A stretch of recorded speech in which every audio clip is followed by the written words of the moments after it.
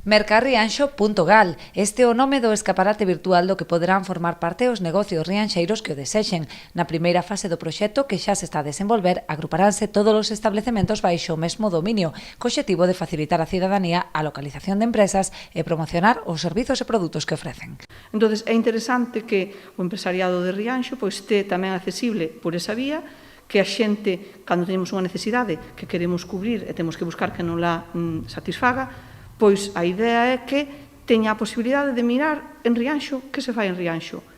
A segunda fase consistirá na creación dun marketplace para a venda dos produtos dos negocios locais a través da rede. O gran hándicap co que nos encontramos en vendo todos aqueles que tuvemos feito unha tenda online é que non temos tempo a gestionala.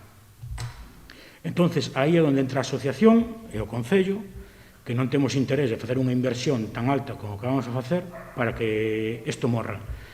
Vamos a contratar unha ou dúas persoas, vale?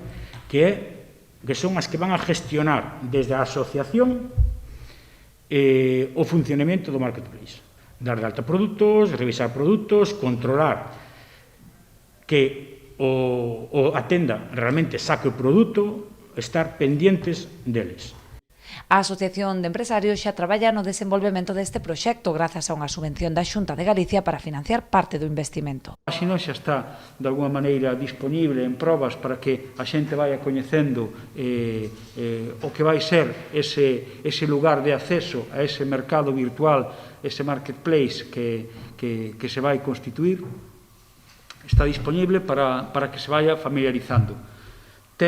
E ese tamén paga a pena o esforzo que vai realizar a Asociación Rianxeira de Empresarios e o financiamento tamén dunha das cousas que ás veces falla, que é a formación e o traballo tamén para axudar o empresariado a que colgue e que teña coñecemento de como facer que os seus produtos estean dispoñibles a través da rede, non?